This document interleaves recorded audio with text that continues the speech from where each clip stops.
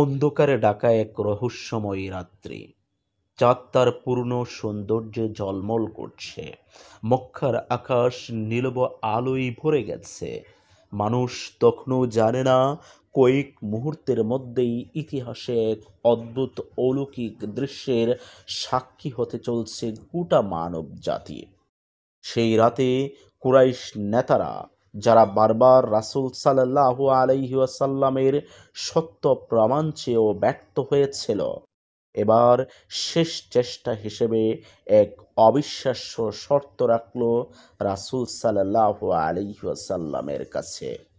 তারা বলল, হে মোহাম্মদ, যদি তুমি সত্যি আল্লাহর নবী হও, তাহলে চাঁদকে দ্বিখণ্ডিত করে দেখাও। এ ধারণা তাদের মাথায় ঢুকিয়েছিল ইহুদি পণ্ডিতেরা। তারা বলেছিল, অর্থাৎ ইহুদি পণ্ডিতেরা বলেছিল, জাদু শুধু পৃথিবীতে কাজ করে, আকাশে কাজ করে না।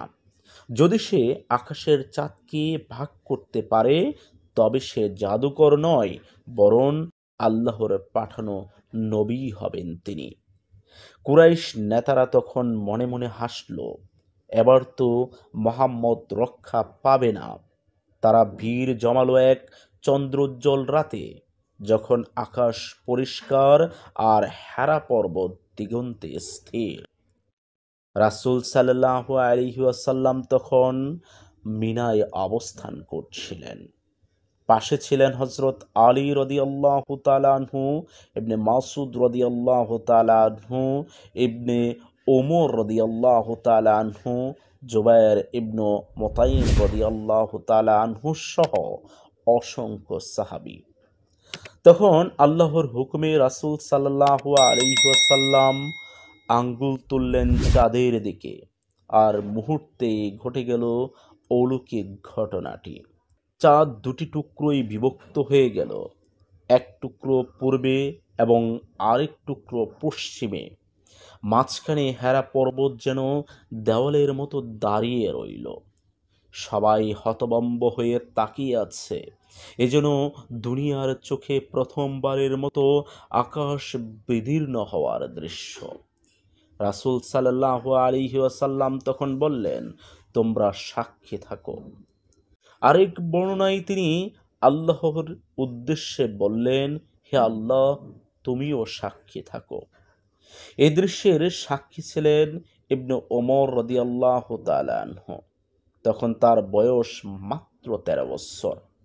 এই ঘটনাই পরবর্তীতে সূরা কামারের প্রথম আয়াতে অমর হয়ে আছে, যার বাংলা অর্থটি ছিল এইরকম: কিয়ামত আসন্ন আর চাঁদ বিদীর্ণ হয়েছে।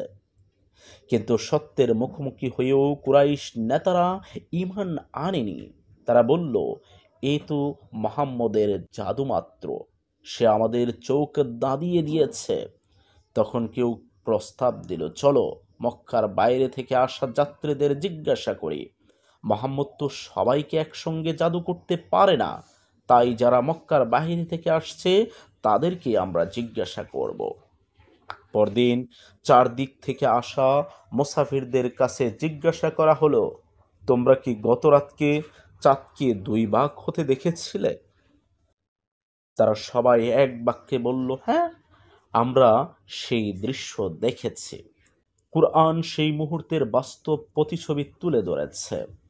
তারা যদি কোনো নির্দেশনা দেখে, তবুও মুখ ফিরিয়ে নেয় এবং বলে, এ তো চলমান জাদু। সূরা কামার আয়াত নং 54-2। অবিশ্বাসের অন্ধকারে তারা হারিয়ে গেল তখন। কিন্তু এই অলৌকিক ঘটনাটি ছড়িয়ে পড়ল আরবের সীমা ছাড়িয়ে দূর দেশে। ইতিহাসবিদ ফেরেশতা লিখেছেন, ভারতের মালবারের এক রাজা নিজ চোখে এই দৃশ্য দেখেন। তিনি তো রোজ নামচাই লিপিবদ্ধ করেন এবং পরে আরব বণিকদের মুখে শুনে সত্যতা যাচাই করে ইসলাম ধর্মও তিনি গ্রহণ করেছিলেন।